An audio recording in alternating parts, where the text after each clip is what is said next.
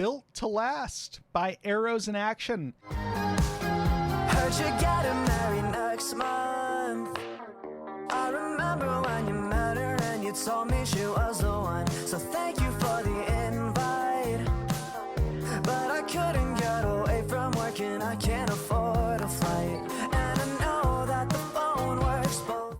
This is the Gainesville, Florida formed, Nashville, Tennessee based trio's debut studio album, self-released on the 26th of May. Built to Last consists of 13 tracks, clocks in at around 39 minutes, and is the much anticipated follow-up to 2021's Be More EP. Boston Manor said be nothing.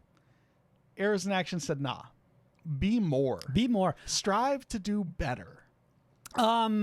Presumably, Built to Last, I feel like, is meant to read as like a mission statement, especially since it's the name of their debut album.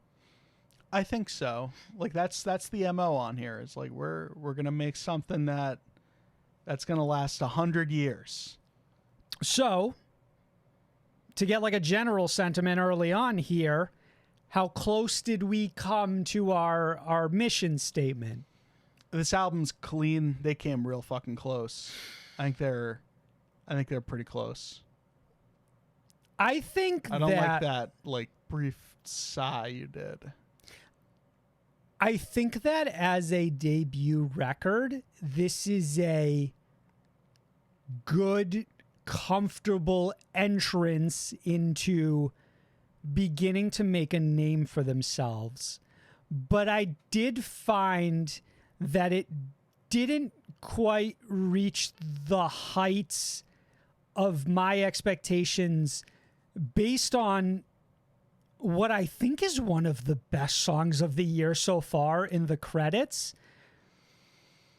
I'm not sure if I'm aligned with you right there. So I think that this scratched a lot of the itches I've had for a pop punk album heading into this year. This fills a very specific band's void, right? All-time low. Yes, okay, all right. Low. This is like you can't not hear it, correct? Yeah. And I know that like it's not as fun to compare a lot of bands to other bands nowadays, but like this is filling that all-time low void for sure. This is very much like Weightless era, specifically all-time low for me. They do capture that feeling very well across this record. And in some instances, almost too well, which is maybe part of my problem with it. That's fair. Don't get me wrong. Like this band still has like some, I don't know. They still sound like fairly new. We're not like completely perfect yet, but I do love a ton of the moments on this record. I think that this is by far, between getting this album and the Heart Attack Man album on the 26th, that this is probably my favorite week so far this year as like pop punk goes, as far as pop punk goes. I really enjoyed it. The more I listened to this album, the more fun I had with it. Just I kept having a better and better time with it. It's one of the first notes I made about this album is that like overall, like for good or bad, it is harmless fun. It's very well articulated and written like relatability core. Like there's a lot of like got rent to pay and it's due and like shit like that, and right, which for me personally is more of a detractor, but but I don't agree. I think that songs like Checking In have this really well executed, like Checking In is funny because I feel like it breaks the pattern of what you just said. Like for me, Checking In sort of breaks like what is a sort of general approach to the lyricism and tries to paint a slightly more specific picture, which is why I agree it is a standout on this record. Yeah, but it's a very relatable picture. Like that's the exact sort of song that I can see having like a lot of mainstream appeal and taking off on a fucking TikTok. But I think it does it a lot better than a lot of the other songs on this album, is maybe the case I'm making here. Maybe.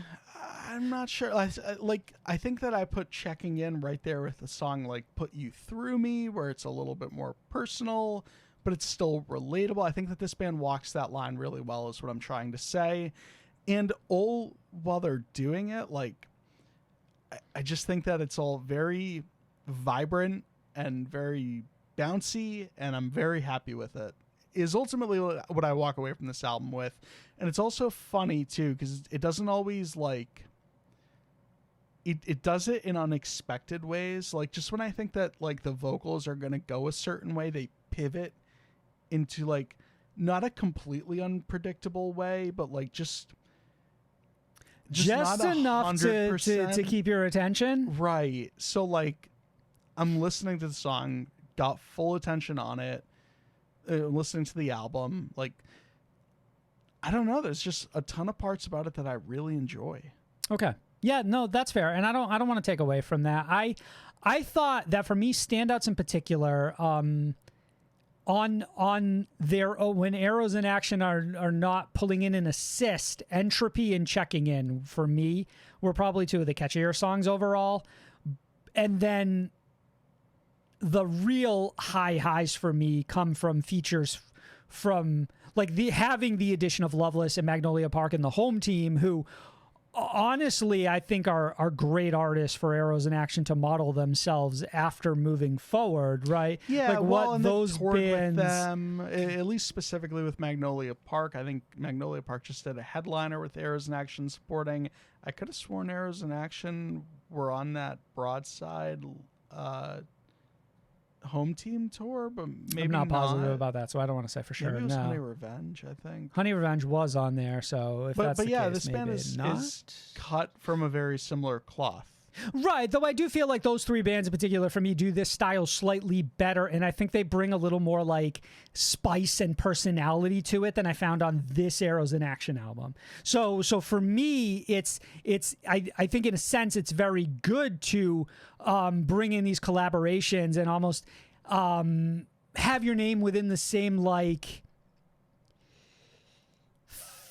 space. Like when people think about those bands, they think about your band. Yeah. But moving forward, I think there are maybe some takeaways from those other artists that Arrows in Action could bring into their own sound.